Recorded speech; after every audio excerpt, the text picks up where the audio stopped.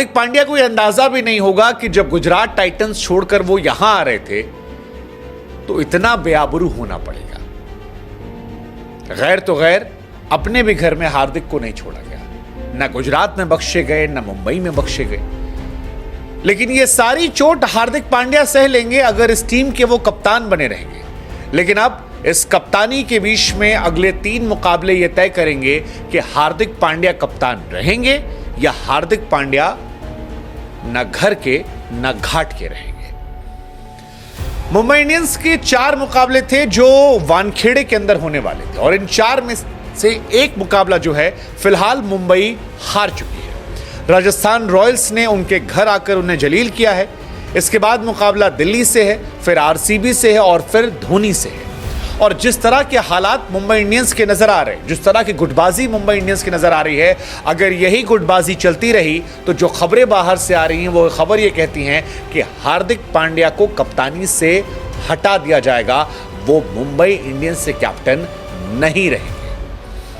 इसके पीछे वजह बहुत सारी है। इसके पीछे वजह है टीम की गुटबाजी, इसके पीछे वजह है टीम के अंदर का माहौल, इसके पीछे वजह है मुंबई इंडियंस का गिरता फैन बेस, इसके पीछे वजह है हार्दिक पांड्या को बू करना, इसके पीछे वजह है हार्दिक पांड्या का कैप्टेंसी से दूर जाना।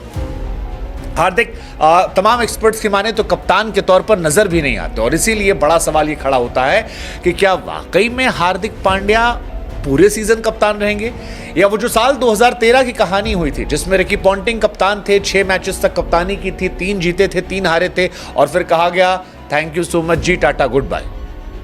वैसे अगर मुंबई पॉन्टिंग को हटा सकती है, 5 बार चैंपियन रोहित को हटा सकती है, तो क्या ये डू और डाई मुकाबले के बाद हार्दिक को नहीं हटाएगी? वेल, हार्दिक पांड्या की कैप्टेंसी रहेगी या जाएगी, ये सवाल बहुत टफ है और सबके मन में।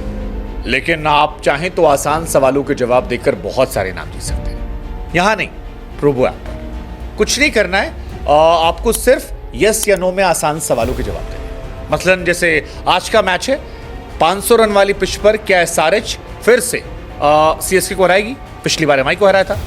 तो इस सवाल का जवाब यस या नो में दे दीजिए।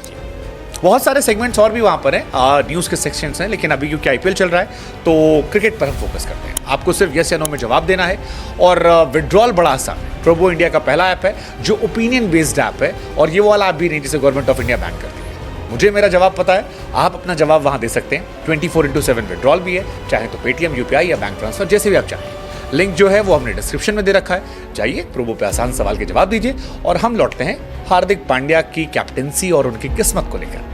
वैसे मैं आपको बता रहे, तमाम एक्सपर्ट्स का ये भी कहना है कि सूर्य कुमार यादव के लौटने के बाद मुंबई की टीम जो है वो अलग नजर आएगी। दिल्ली के सामने मुकाबला हो सकता है वो शायद जीत भी लें, लेकिन सूर्या और बुमराह ये दोनों भी वो खिलाड़ी हैं जो कप्तानी को लेकर एम्बिशियस हैं। ऐसे में अगर रोहित शर्मा मान भी जाते हैं तो क्या ये दोनों मानेंगे?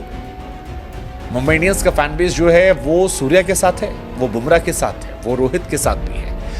एक्सपर्ट्स कहते हैं कि रोहित कूल गाय है, वो जानते हैं कि वो इंडिया के कप्तान है, अगले साल कोई भी टीम उन्हें कप्तान बना देगी। लेकिन बुमराह और स्काई क्या ये समझेंगे? मुश्किल है। ड्रेसिंग रूम का एनवायरनमेंट बहुत ख़राब हो गया है, इतना ख़राब हो गया है कि शायद एक सिरदर्दी की वजह है।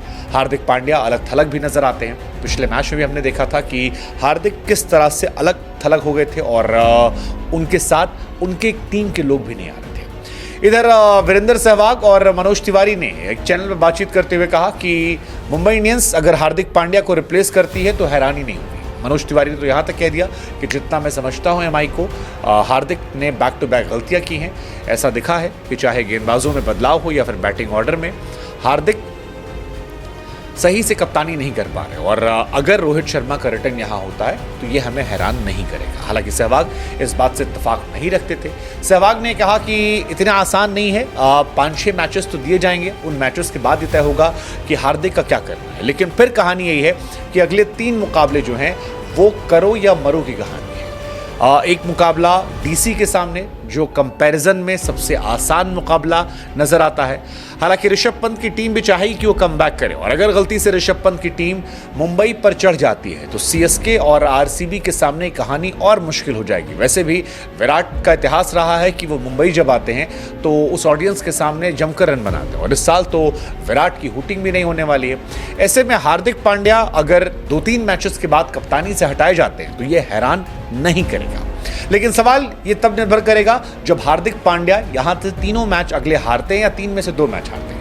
अगर हार्दिक डू और डाई मैचेस के तीनों मुकाबले में से 2 मुकाबले जीत लेते हैं तो उनके 4 में से 3 मुकाबले पहले हारे हैं, और इधर अगले 3 मुकाबले जीतने के बाद वो पॉइंट्स टेबल के टॉप 5 टीम में आ सकते हैं। ऐसे में उनकी कप्तानी बच जाएगी। सूर्य कुमार यादव के लौटने से क्या रोहित की मुश्किलें बढ़ेंगी या हार्दिक की मुश्किल बढ़ेगी? क्या ये गुटबाजी के बीच में हार्दिक परफॉर्म कर पाएंगे? ये बहुतेरे सवाल हैं, लेकिन इन सवालों के बीच सवाल सबसे बड़ा ये कि क्या हार्दिक पांड्या कप्तान रहेंगे या डू और डाई मैच के बाद